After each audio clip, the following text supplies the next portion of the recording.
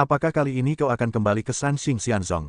Aku khawatir mereka bertiga tidak akan membiarkanmu pergi begitu saja. Ye Chen berkata dengan sedikit khawatir. Yin Qingyang berkata, tentu saja, aku harus kembali. Jika aku takut akan hal ini, bagaimana kita bisa mencapai hal-hal besar di masa depan? Mereka hanya akan menyusahkanku, bukan hidupku. Selama aku masih hidup, aku akan mampu melampaui mereka di masa depan. Kakak, kau cukup berani untuk bersulam untukmu. Huan Tianyu mengangkat gelasnya dan berkata. Yin Qingyang tersenyum, lalu mengangkat gelas dan Huan Tianyu menyentuh cangkir, lalu minum. Kakak Yin, apa perbedaan antara Jiushuan Daojing yang dipraktikkan oleh Sanxing Xianzong dan Daojing yang dipraktikkan oleh kita? Ye Chen bertanya. Yin Qingyang berkata, ada 7 jilid Daojing di dunia manusia, dan 9 jilid di Jiushuan Daojing Sanxing Xianzong. 7 jilid pertama mirip, hanya 2 jilid di belakang yang berbeda. Setelah mendengar ini, Ye Chen mengangguk sambil berpikir dan berkata, artinya, tidak ada perbedaan, tetapi kitab suci Tao yang diwarisi dari negeri dongeng belum lengkap. 2 jilid terakhir hanya dapat dikultivasikan di negeri dongeng, jadi meskipun Anda ingin mewariskannya, itu tidak ada artinya. Kata Yin Qingyang. Ye Chen mengangguk dan berkata, apa arti dari 2 jilid di belakang? Yin Qingyang sedikit menggelengkan kepalanya dan berkata, saya belum tahu. Hanya ketika saya menjadi murid inti saya dapat mengetahuinya. Saya masih selangkah lagi. Ye Chen merasa sangat disayangkan bahwa 2 jilid terakhir dari Sutra Jiushuan Dao pastilah yang paling penting.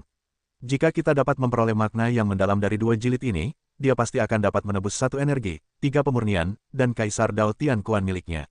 Ye Chen mengeluarkan pil dan berkata, Saudara Yin, minumlah pil ini. Ini baik untuk Anda. Yin Qingyang melambaikan tangannya dan berkata, pil ini sangat berharga, bagaimana saya bisa meminumnya? Meskipun pil itu berharga, itu tidak ada apa-apanya dibandingkan dengan persaudaraan. Ye Chen meletakkan pil itu di atas meja dan mendorongnya ke arah Yin Qingyang. Yin Qingyang tertegun sejenak, lalu tersenyum pahit. Wajahnya tergerak. Dia berkata, aku akan mengambilnya. Aku berutang budi padamu. Kau masih seperti itu. Ye Chen tertawa getir. Aku akan memberitahumu ketika aku menjadi murid inti dan mendapatkan makna mendalam dari 2 jilid terakhir dari buku 9 putaran. Yin Qingyang juga berkata dengan sangat lugas. Dia dan Ye Chen sama-sama murid dari Tanah Suci Sanxing. Meskipun mereka bukan lagi sekte abadi di negeri dongeng, mereka mempraktikkan kitab suci yang sama dan secara alami saling membantu dalam hal ini. Dia tahu bahwa meskipun identitasnya diubah, Ye Chen akan melakukan hal yang sama. Ketiga orang itu telah minum di pub sampai malam, dengan santai dan santai, tidak ada yang mabuk. Malam harinya, mereka menemukan sebuah penginapan untuk beristirahat. Setelah semalam hening, Yin Qingyang berpamitan kepada Ye Chen dan Huan Tianyu, lalu meninggalkan kota Yingxing untuk kembali ke Sanxing Xianzong. Ye Chen dan Huan Tianyu tidak pergi terburu-buru. Setelah tinggal di kota Yingxing selama sehari, mereka meninggalkan kota Yingxing. Kali ini, mereka datang untuk jalan-jalan, jadi mereka tidak melanjutkan perjalanan. Mereka menikmati pemandangan di sepanjang jalan, menyadari keadaan dunia, dan merasakan perasaan hidup yang lain selain berkultivasi. Huan Tianyu juga berpikiran terbuka, suasana hatinya menjadi sangat terbuka. Di bawah air terjun pegunungan, Huan Tianxiong duduk di bawah air terjun dengan lutut bersilang. Suara jatuhnya air terjun sama sekali tidak mengganggunya. Tak lama kemudian, seluruh tubuh Huan Tianyu tiba-tiba mengeluarkan napas yang agung, dan napas seluruh orang itu pun membaik. Setelah Huan Tianyu membuka matanya, dia menunjukkan senyum bahagia dan berkata, akhirnya aku berhasil menembus lantai 6 keabadian. Kupikir belenggu ini akan menghantuiku setidaknya selama 1 tahun. Tak disangka, belenggu ini telah berhasil ditembus sekarang. Ye Chen memanggang ikan di satu sisi. 2 ekor ikan roh seberat 1 atau 2 kilogram telah dipanggang hingga berwarna keemasan dan harum. Ia berkata sambil tersenyum, alasan mengapa ada belenggu adalah karena mereka jatuh ke dalam lumpur ideologis tertentu dan tidak bisa keluar. Begitu tidak ada lumpur ideologis, tidak akan ada belenggu. Kau benar, kali ini berkat kakak keduaku. Huan Tianyu berkata sambil tersenyum. Terima kasih atas apa yang telah kulakukan. Ye Chen memberikan seekor ikan kepada Huan Tianyu sambil tersenyum dan berkata, aku hanya mengajak kakak keduaku bermain denganmu, tetapi aku tidak mengajarinya berlatih seperti ini.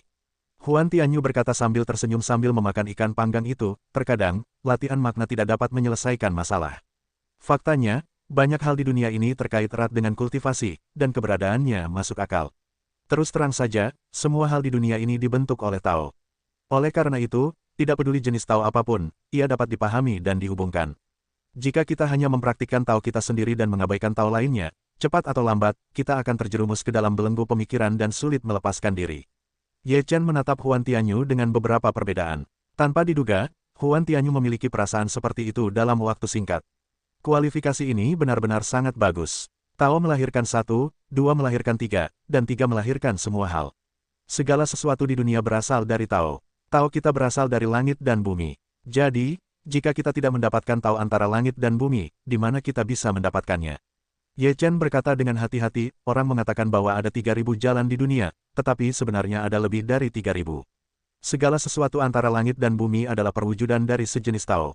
Perkembangan dan perubahan segala sesuatu juga merupakan jalur perubahan sejenis Tao. Pada awalnya, jalan yang diperoleh nenek moyang kita tidak membentuk kata-kata apapun, dan semuanya berasal dari langit dan bumi. Oleh karena itu, kita harus kagum dengan langit dan bumi ini. Huan Tianyu merasa masuk akal untuk menganggukkan kepalanya dan berkata, tidak heran Sanxing Xianzong dapat mencapai begitu banyak makna mendalam dari Tao. Di antara 7 sekte abadi, jika kekuatan Sanxing Xianzong berada di peringkat kedua, tidak ada Xianzong lain yang berani mengatakan bahwa dia adalah yang pertama. Sebenarnya, setiap jenis Tao serupa, dan memiliki sisi yang paling kuat. Hanya untuk melihat apakah itu dapat digunakan secara ekstrim. Ye Chen berkata dengan ringan. Setelah mendengar kata-kata Ye Chen, Huan Tianyu menjadi lebih berpikiran terbuka dan memperluas visinya. Setelah memakan ikan bakar, mereka terus berangkat untuk bertamasya. Setelah setengah bulan, mereka tiba di kota lain bernama Kota Guyue. Itu penuh kebencian. Kedua bajingan itu melarikan diri. Jika kita bertemu mereka lain kali, kita tidak akan bisa membiarkan mereka pergi begitu saja.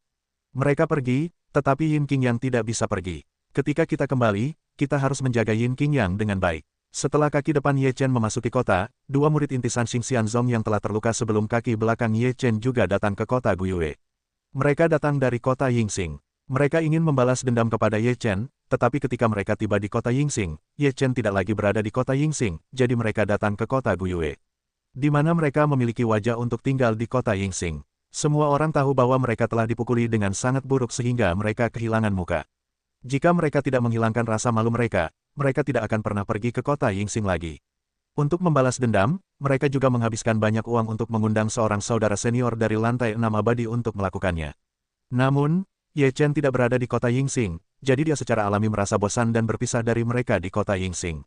Kali ini, aku tidak membersihkan kedua orang itu dan membuang-buang pil dengan sia-sia. Ini benar-benar kerugian besar, salah satu dari mereka berkata dengan getir. Akun ini, bahkan di kepala Yin Qingyang, jika dia tidak memberi kita kompensasi, maka biarkan dia terlihat baik. Yang lain berkata dengan dingin. 2 orang berkata, pergi ke restoran, sekilas di masa lalu, matanya tiba-tiba membeku, lalu menatap ke arah meja di restoran yang sedang minum 2 orang. Ye Chen dan Huan Tianyu sedang minum di sini. Ketika kedua orang itu melihat mereka, Ye Chen tiba-tiba mendongak ke pintu dan melihat kedua pria itu. Mereka berdua tidak bisa menahan rasa takut. Mereka terlihat sedikit jelek, telah memasuki restoran, tetapi melihat Ye Chen di dalam, mereka hanya bisa keluar dari restoran lagi. Bajingan ini ada di sini. Dia pasti tampan kali ini. Salah satu dari mereka mendengus dingin. Seharusnya ada saudara-saudara seperguruan kita di kota bulan yang sepi ini. Mari kita cari tahu apakah kita bisa membiarkan mereka melarikan diri kali ini. Yang lain berkata dengan cemberut. Mereka segera meninggalkan restoran dan menghilang ke jalan. Ini benar-benar jalan yang sempit. Aku bisa bertemu kedua orang itu di sini.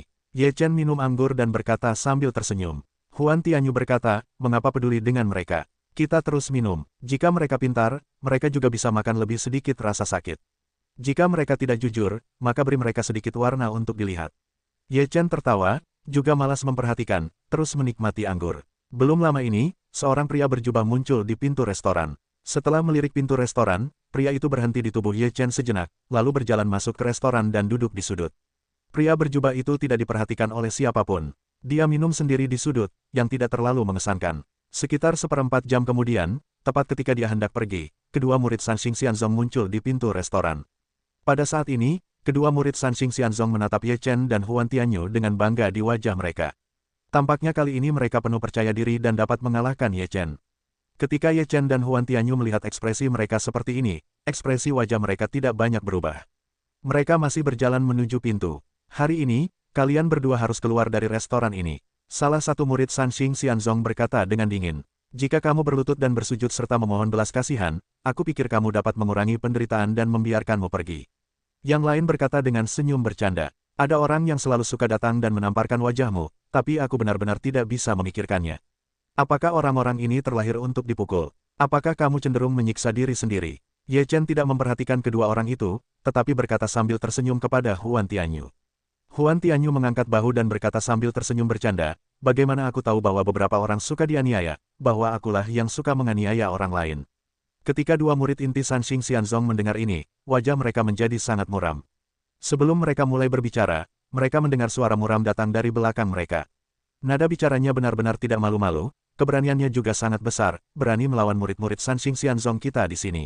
Setelah suara itu datang, dua murid Sanxing Xianzong segera bersukacita, dan kemudian berbalik untuk memberi jalan bagi mereka yang berbicara di belakang. Yang datang adalah seorang pemuda yang mengenakan pakaian murid inti Sanxing Xianzong. Rambut pemuda itu cukup istimewa, dan pelipisnya semuanya putih, seperti dua air terjun. Kakak seperguruan Gu, dua murid inti Sanxing Xianzong sangat sopan dan hormat. Pemuda dengan pelipis putih itu juga tidak melihat mereka. Matanya tertuju pada Ye Chen dan Huan Tianyu. Setelah merasakan napas Ye Chen dan Huan Tianyu, matanya sedikit tenggelam. Apakah tidak mungkin bagi orang lain untuk menjadi murid Sanxing Xianzong? Bukankah itu lelucon? Dunia ini semua didasarkan pada kekuatan. Jika tidak ada kekuatan seperti itu, mengandalkan Huwei Sanxing Xianzong, apakah menurutmu itu menarik? Ye Chen mencibir. Pemuda dengan pelipis putih itu bersenandung, jika kamu menyerang murid-murid Sanxing Xianzong, dan kamu adalah murid inti, itu adalah tantangan bagi Sanxing Xianzong.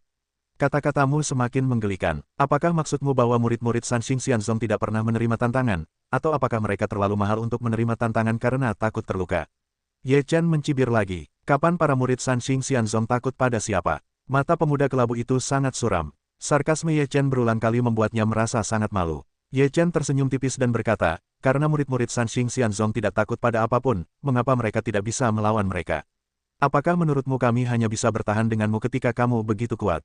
Karena kamu adalah murid-murid Sanxing Xianzong. Tidakkah menurutmu itu adalah kehormatan dan kehormatan yang besar? Sebenarnya, menurutku, itu tidak tahu malu. Jika kamu tidak memiliki Sanxing Xianzong sebagai pendukung di belakangmu, coba lakukan ini. Terlebih lagi, kesombonganmu yang sok benar itu akan mendiskreditkan Sanxing Xianzong lagi. Aku juga merasa senang dengan diriku sendiri. Kurasa aku adalah wecat untuk Sanxing Xianzong. Itu bodoh. Setelah kata-kata Ye Chen, pemuda dengan pelipis putih dan dua murid inti itu tidak berharga.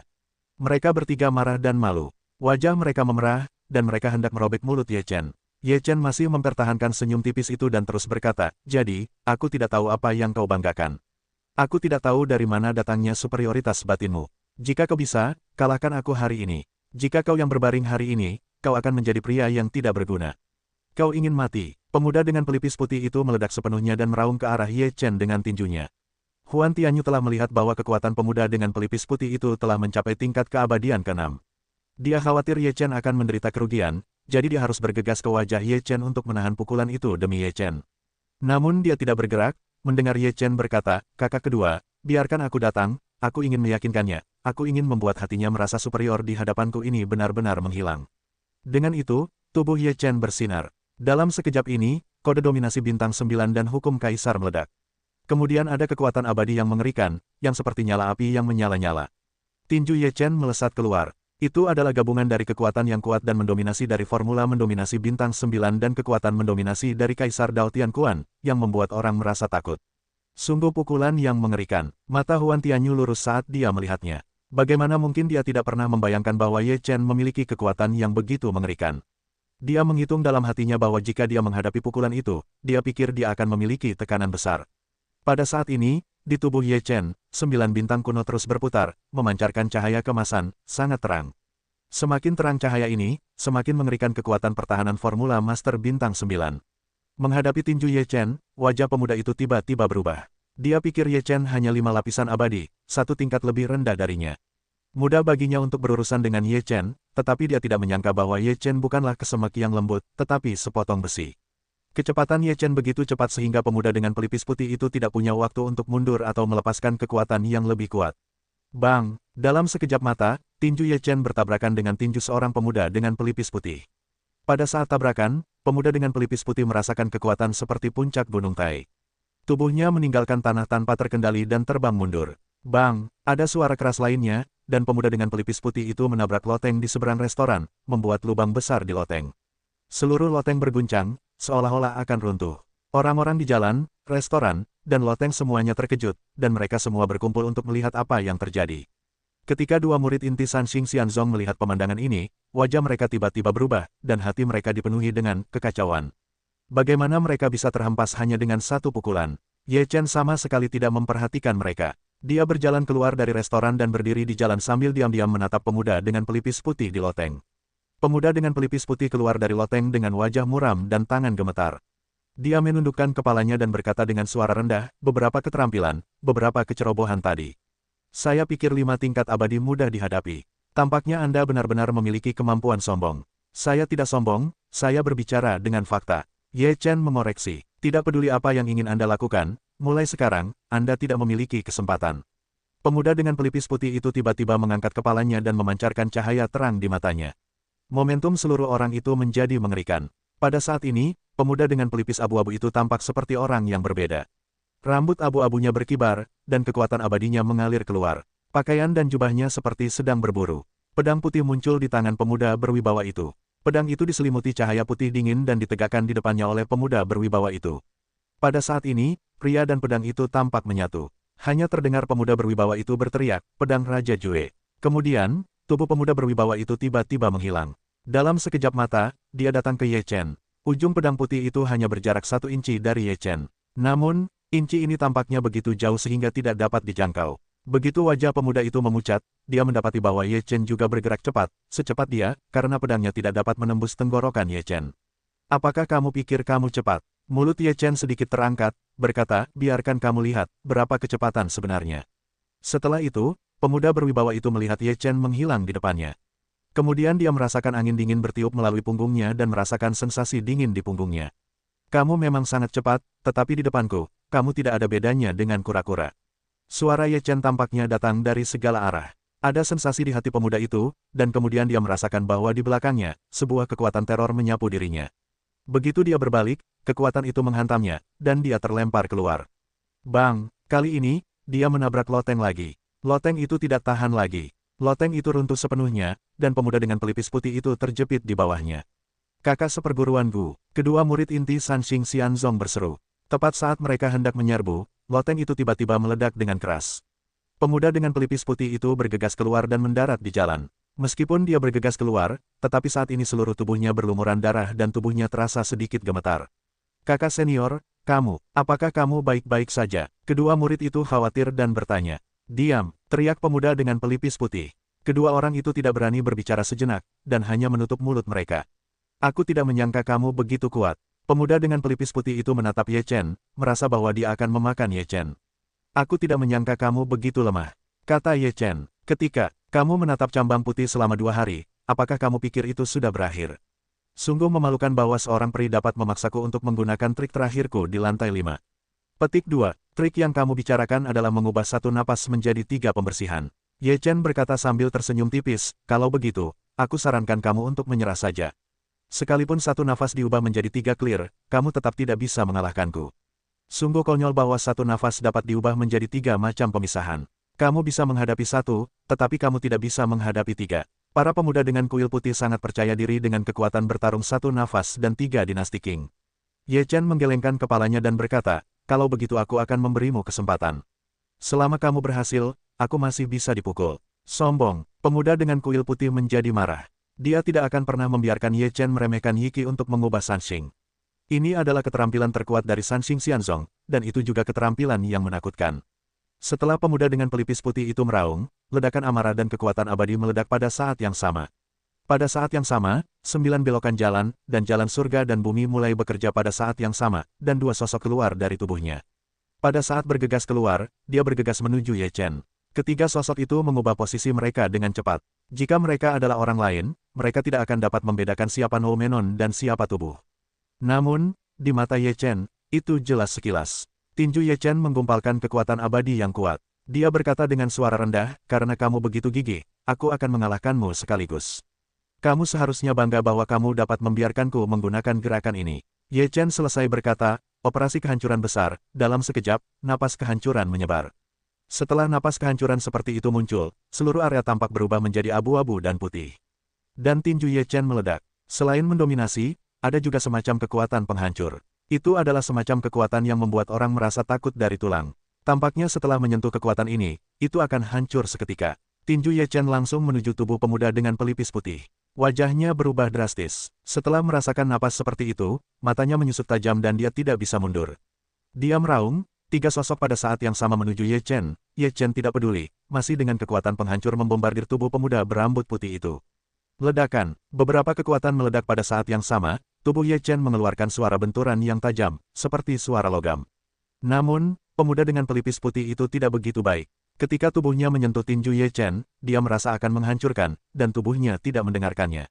Bang, bang, tubuhnya membelah reruntuhan loteng menjadi dua, dan kemudian menabrak dinding, yang membuat lubang besar di dinding. Seluruh tubuhnya jatuh di balik dinding, dan dia tidak tahu apakah dia masih hidup atau sudah mati. Tubuh pemuda dengan pelipis putih itu juga telah menghilang, dan semua orang yang hadir tercengang, menatap Ye Chen. Kekuatan macam apa itu tadi? Mengapa begitu mengerikan? Saya merasa dunia akan hancur. Mengerikan, para pengikut Sanxing Xianzong sama sekali bukan saingan. Saya kenal orang ini, dia adalah bayangan bulan penyendiri dari Sanxing Xianzong, peringkat ke-65 di Sanxing Xianzong. Setelah terkejut, semua orang di tempat kejadian membicarakannya, dan kemudian mereka semua melihat ke arah Ye Chen. Pertarungan menakjubkan Ye Chen tadi benar-benar mengejutkan. Huan Tianyu juga orang yang mudah tertipu, kekuatan bertarung Ye Chen jauh melampaui imajinasinya, seorang peri tingkat 6 di tangannya sama sekali tidak memiliki kekuatan untuk melawan. Dapat dikatakan bahwa Ye Chen hanya menggunakan 3 pukulan, yang masing-masing akan membuat Gu Yuying terlempar keluar dari ruangan. Huan Tianyu merasa bahwa jika Ye Chen tidak berbelas kasih, Gu Yuying yang sekarang akan dibunuh oleh Ye Chen, dan Ye Chen masih belum melakukan yang terbaik.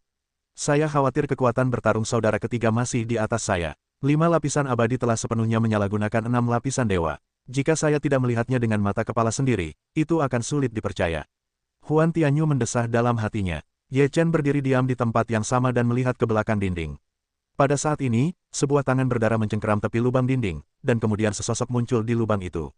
Bayangan bulan yang menyendiri dari lubang itu berjalan keluar dengan terhuyung-huyung, seolah-olah mabuk, setiap langkah sangat sulit. Wajah Gu Yuying sangat pucat dan berlumuran darah. Dia berjalan selangkah demi selangkah di depan Ye Chen, dan tanah pun berlumuran darah. Namun dengan cara ini, Gu Yuying masih berdiri di depan Ye Chen dengan bangga, dan tidak berpura-pura mati setelah dirobohkan oleh Ye Chen seperti Wang Qingming. Kamu masih bisa berdiri, tetapi aku meremehkanmu. Ye Chen berkata dengan ringan. Kamu belum melakukan yang terbaik. Lonemun Sadou mendongak dan menatap Ye Chen. Ye Chen berkata sambil tersenyum, jika aku mencoba yang terbaik, kamu akan menjadi orang mati dalam hitungan detik.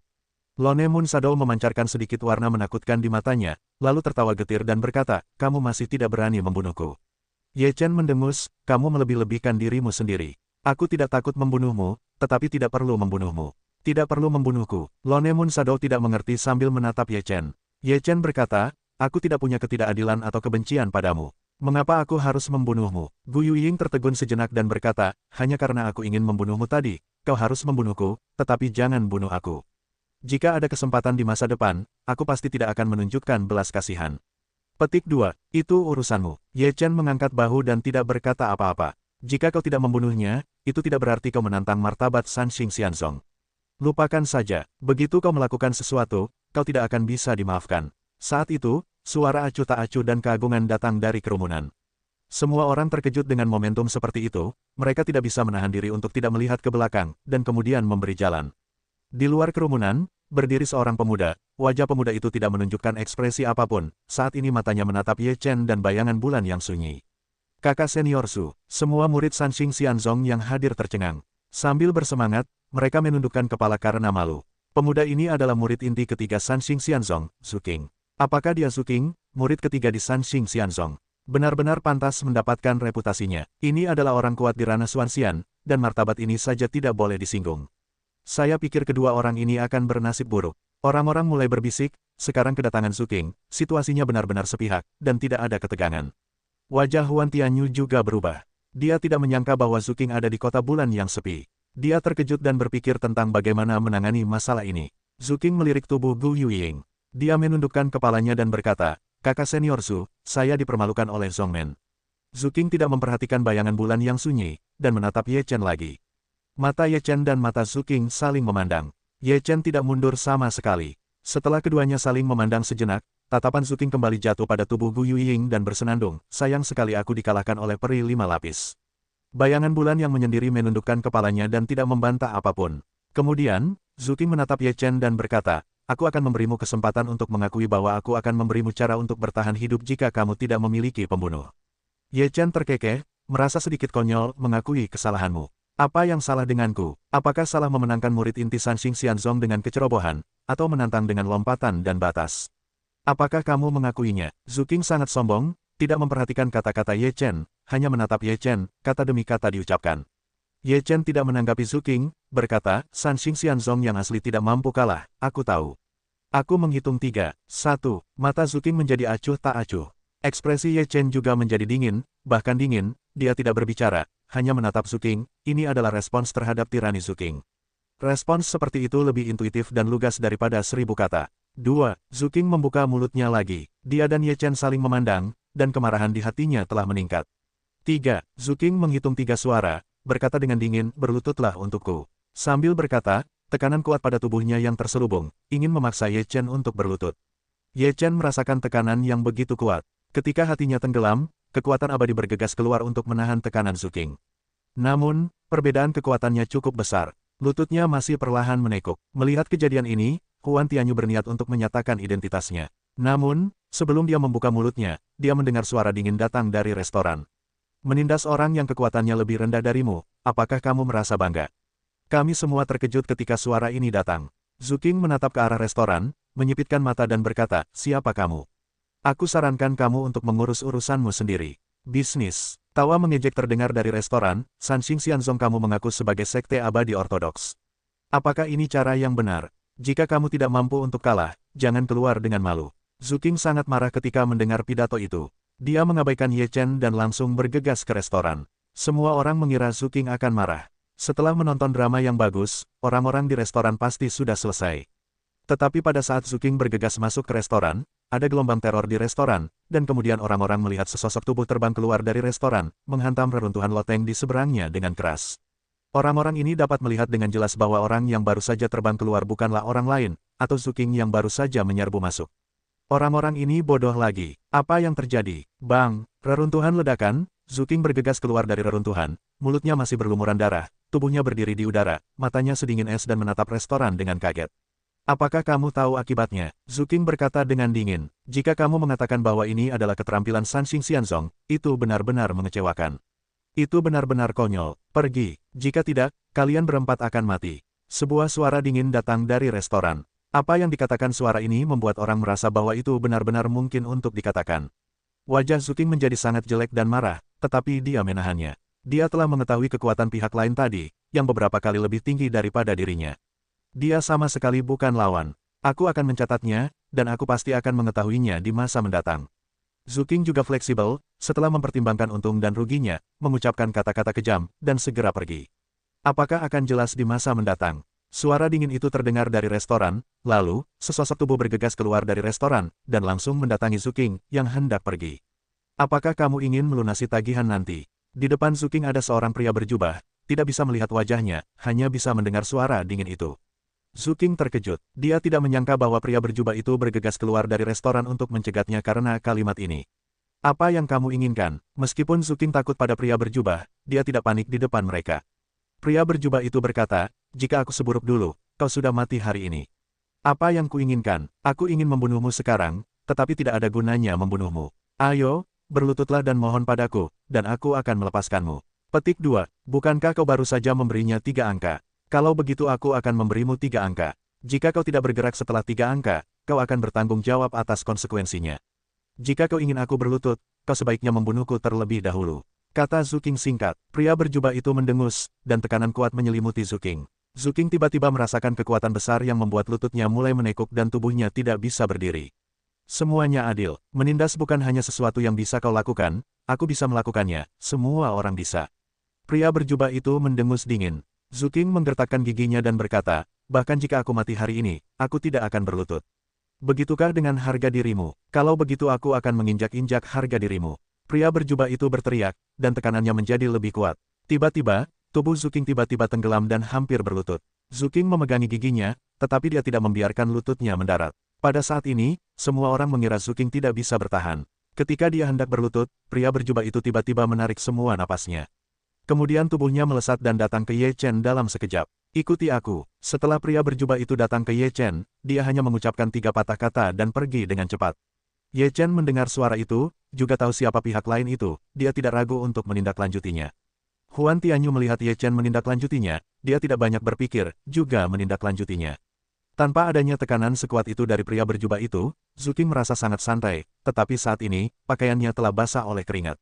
Ketika Zuking bertanya-tanya bagaimana pria berjubah itu tiba-tiba melepaskannya, dia melihat dua sosok, seperti kilat, melesat di udara dan mengejarnya ke arah pria berjubah itu.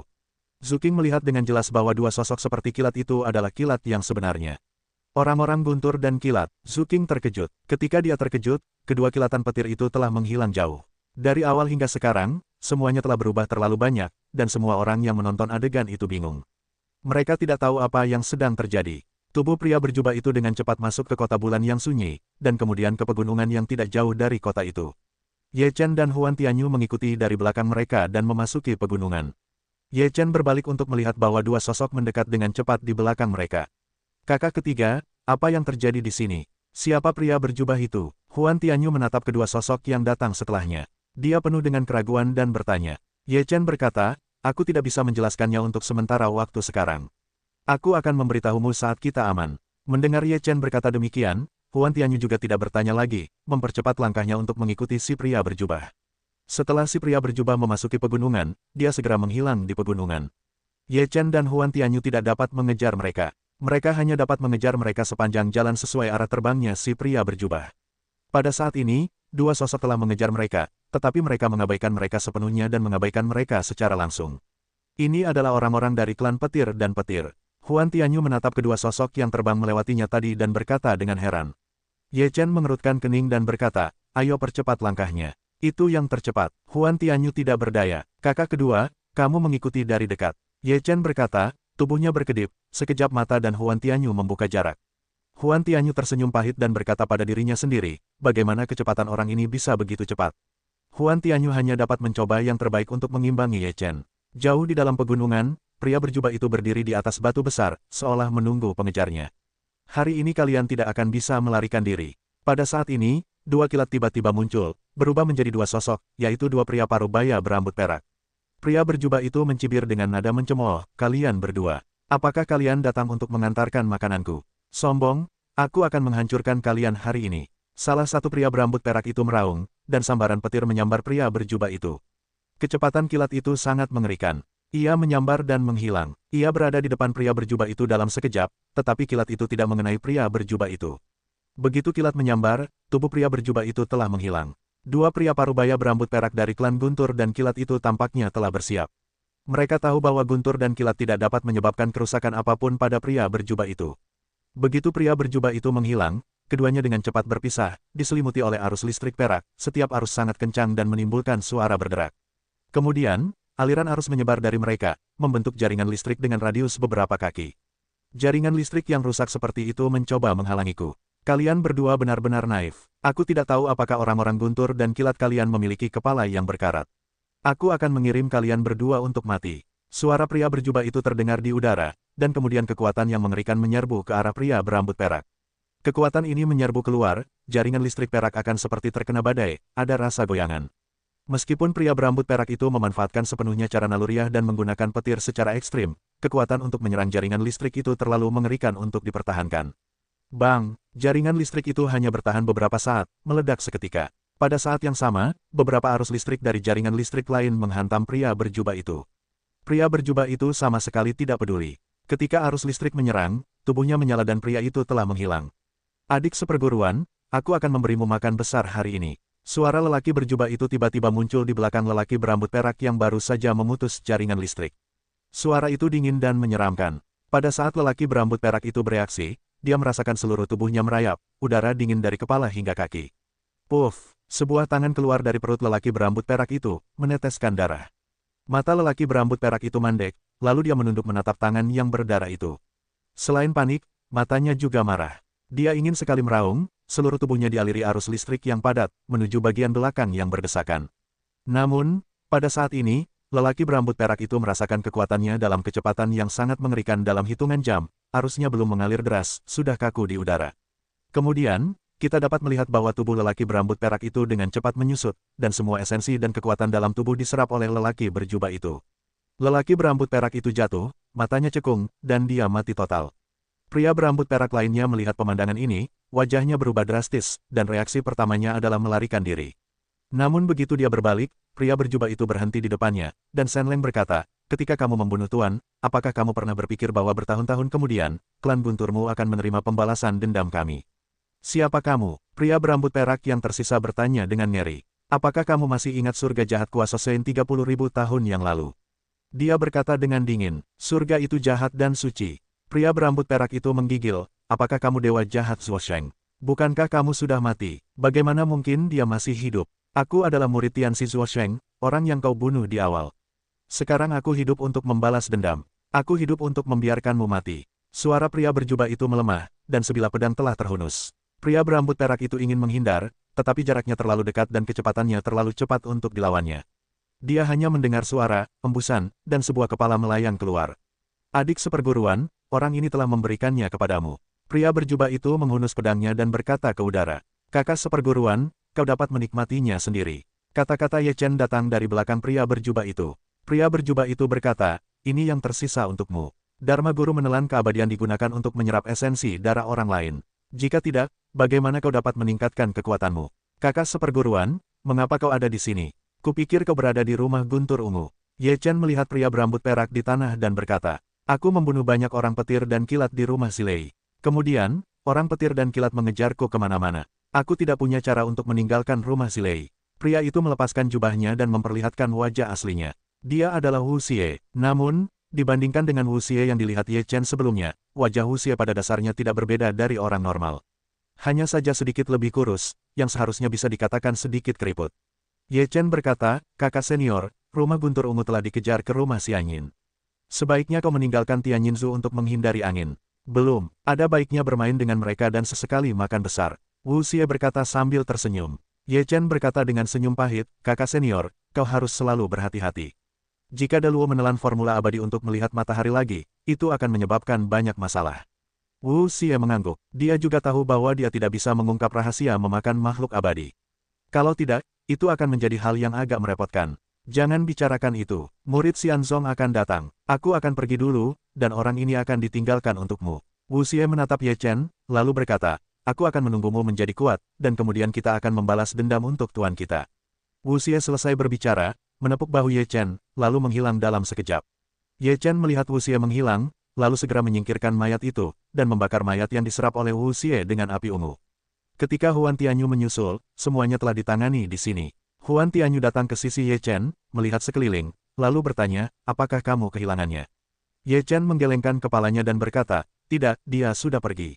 Siapa dia? Huan Tianyu ragu. Ye Chen berkata, seorang teman yang sudah lama tidak kulihat.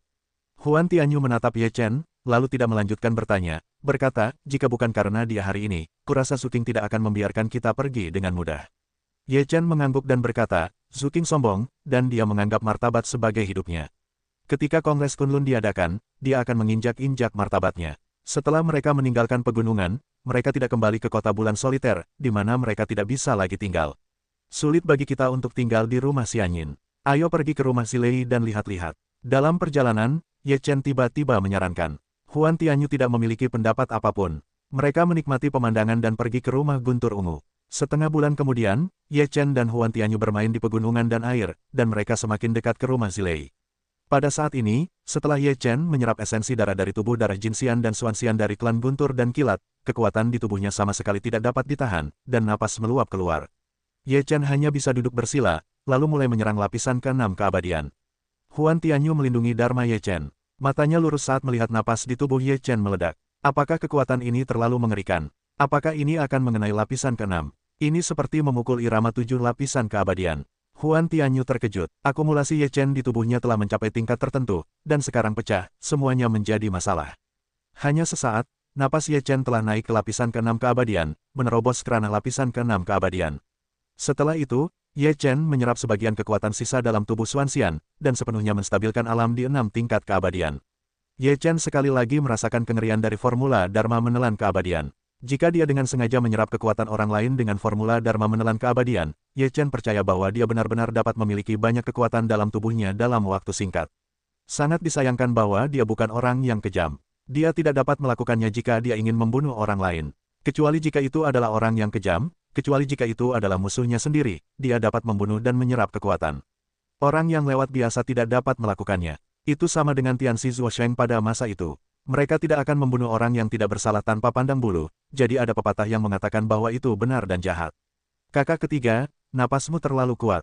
Itu sama dengan lantai 6 keabadian. Mengapa celahnya begitu besar? Huan Tianyu tampak tertekan. Ye Chen berkata sambil tersenyum, akumulasiku lebih kuat, jadi kekuatan yang ditampilkan harus kuat.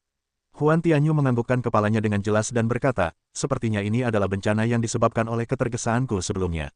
Di masa depan, kita juga harus mengumpulkannya dengan baik.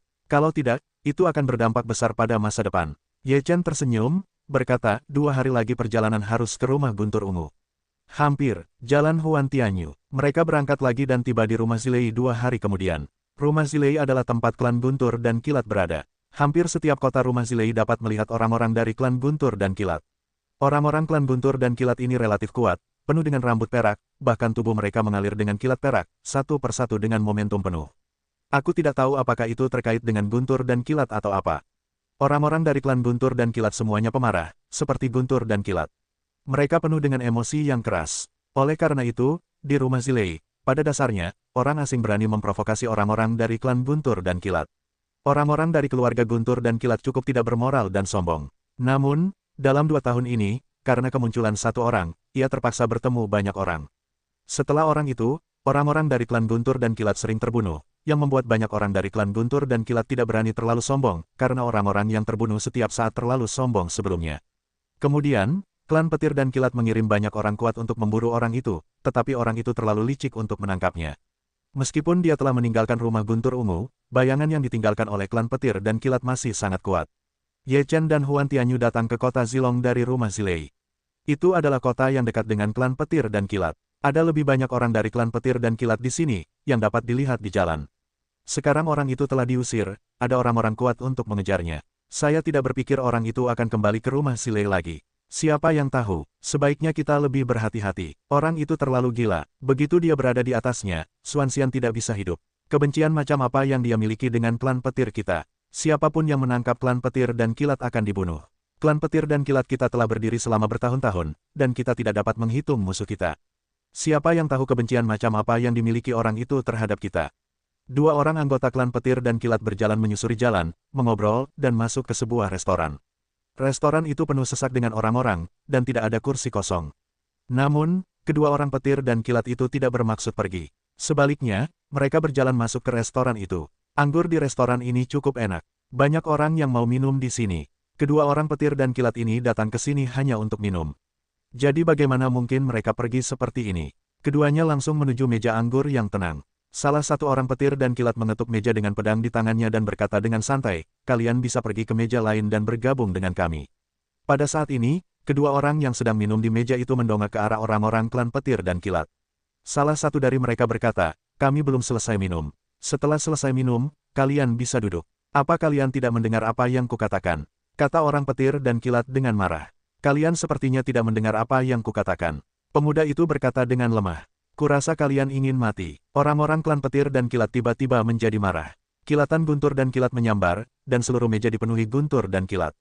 Salah satu pemuda itu mundur, tetapi yang satunya menekan tangannya ke meja. Sebuah kekuatan dahsyat melesat keluar, dan Kilat di atas meja itu langsung tersedot ke telapak tangannya dan menghilang. Ketika orang-orang Guntur dan Kilat terkejut, pemuda itu meletakkan tangannya di atas orang-orang Guntur dan Kilat yang baru saja bergerak. Hanya ketika dia mendengar suara, bang, sebuah lubang meledak di orang-orang Guntur dan Kilat. Ah, orang-orang dari klan Petir menjerit dan terbang keluar. Semua peminum di restoran itu terkejut. Mereka berdiri dan mundur ke satu sisi. Wajah anggota klan Petir lainnya berubah drastis, dan segera membantu orang-orang yang terluka itu berdiri. Wajahnya muram dan berkata, beraninya kau melawan kami. Kau tahu di mana ini? Apa yang terjadi padamu? Kami minum-minum di sini. Kau baik sekali datang ke sini dan merampok meja dengan sangat mendominasi. Kau baik sekali tidak membunuhmu di tempat. Pemuda itu berkata dengan dingin. Beranikah kau membunuh kami? Orang-orang dari klan Petir yang terluka itu menggigit gigi mereka. Senyum sinis muncul di sudut mulut pemuda itu, dan berkata, membunuh kalian semua terasa kotor di tanganku. Orang-orang dari klan Petir semakin muram. Mereka tidak menyangka bahwa setelah bintang jahat itu pergi, datanglah bintang jahat seperti itu. Mereka tidak takut dengan gengsi klan Petir. Klan Petir semuanya sedang dalam sedikit nasib buruk akhir-akhir ini. Mereka pernah dipukuli hingga kehilangan kesabaran. Sekarang seorang pria tangguh datang. Sepertinya ada permainan yang bagus untuk dilihat. Orang-orang Guntur dan Kilat selalu mendominasi. Sekarang sangat menyenangkan untuk memiliki seseorang yang keluar untuk menekan mereka. Ada bisikan di restoran, kata-kata ini didengar oleh dua orang dari klan Guntur dan Kilat, dan ekspresi mereka menjadi sangat jelek. Kamu serius? Tutup mulutmu. Klan Guntur yang terluka segera meraung. Tidak ada orang yang hadir berani berbicara. Tidak peduli apa, ini adalah rumah Guntur Ungu, markas klan Guntur dan Kilat. Mereka tidak berani memprovokasi orang-orang klan Guntur dan Kilat terlalu sembarangan. Itulah yang bisa kamu lakukan. Kamu hanya bisa menggertak orang lain. Jika kamu ingin mengatakan kekuatanmu, setengah dari orang-orang yang hadir dapat dengan mudah membunuhmu. Pemuda itu mencibir. Dua orang dari klan Guntur dan Kilat tampak sangat muram. Orang-orang yang tidak terluka bersenandung, ini adalah modal kita, keuntungan alami kita. Kamu tidak memilikinya, jadi kamu cemburu. Aku tidak pernah membutuhkan apa yang disebut keuntungan ini, karena keuntungan ini tidak memiliki efek apapun ketika aku keluar dari rumah Zilei dan bertemu musuhku yang sebenarnya. Pemuda itu tersenyum meremehkan, tapi sekarang keuntungan itu sangat berguna. Ada cahaya dingin di mata orang-orang Guntur dan Kilat. Tidak harus. Pemuda itu mendengus, dan tubuhnya bersinar dalam sekejap. Sebelum kedua klan Guntur dan Kilat itu menanggapi, Ye Chen telah datang kepada mereka, dan pedang dingin diletakkan di leher mereka. Leher mereka menyusut, dan napas dingin datang dari kepala hingga kaki. Menurutmu apakah ada keuntungan dengan cara ini? Aku hanya butuh sedikit gerakan tanganku, dan kalian berdua akan segera bergerak. Ucapan pemuda itu bahkan lebih dingin.